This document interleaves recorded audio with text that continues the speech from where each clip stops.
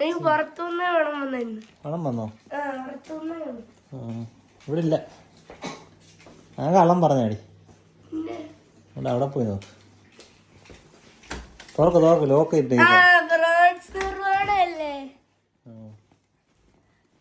പറഞ്ഞായിരുന്നു Fronx നിർവാണി ഉണ്ടാക്കുവാന്ന്.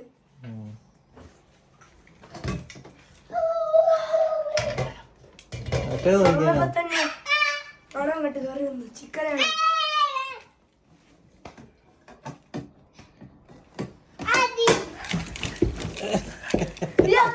Chicken ഫ്രൈയും Fronx നിർവാണം കിട്ടി. ഇന്ന് ഞാൻ ചോറ്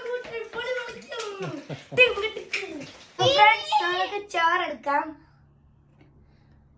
ഫ്രണ്ട്സ് നമുക്കിനി ഇത് ഇളക്കാം. അടിപൊളി. നമുക്ക് അങ്ങോട്ടെടുത്ത് ഒഴിക്കാം.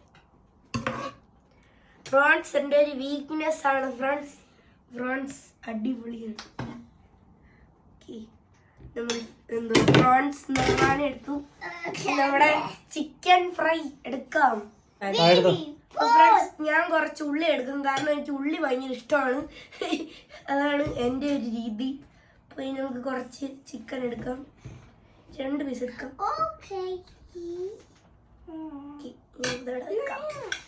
കഴിച്ചിട്ട് പറ. കഴിച്ചിട്ട് നോക്കാം.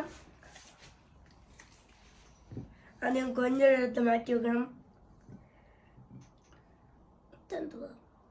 ഇതുവരെ ഉണ്ടാക്കാത്ത വെറൈറ്റി ഡിഷാ.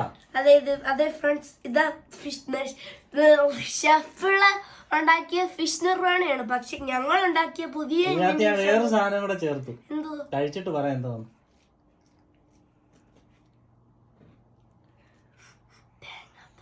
നീ കഴിക്കേ.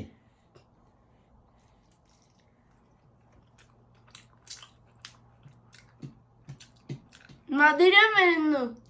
പഴുത്ത മാങ്ങ ചേർത്തതിനകത്ത്. ഓ അതല്ലേ പഴുത്ത മാങ്ങ. എങ്ങനെയുണ്ട് സാധനം? അടിപൊളിയല്ലേ? കൊള്ളാം.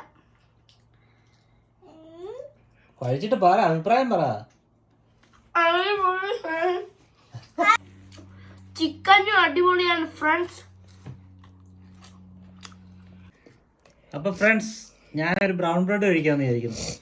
അച്ഛൻ ഡയറ്റ് ആയതുകൊണ്ടല്ല, ബ്രൗൺ ബ്രെഡ് കഴിക്കാം. ഡയറ്റൊക്കെ നിർത്തിയല്ലോ, എന്നാലും ഞാൻ ചെറിയ രീതിയിൽ ഡയറ്റ് ഉണ്ട്.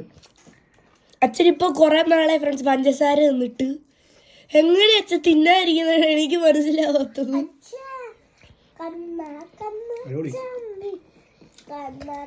സൂപ്പറാണ് ഫ്രണ്ട്സ്. ഇതേ കണ്ടുപിടുത്തം പൊളിയാണ്. നിങ്ങൾ ട്രൈ ചെയ്യാനാണ്.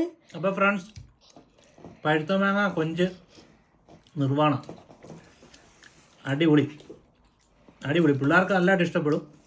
പിന്നെ എരി കൂടുതൽ ഇച്ചിരി കൂടെ ചേർക്കുവാണെങ്കിൽ എരിയുള്ളവർക്ക് കൂടെ കഴിക്കും. ഞാൻ എരി കുറച്ച് ചേർത്തുള്ളൂ, ഇവര് കഴിക്കുന്നുണ്ട്. സംഭവം സൂപ്പർ, അടിപൊളി കേട്ടോ. അപ്പൊ thank you friends. Thank you.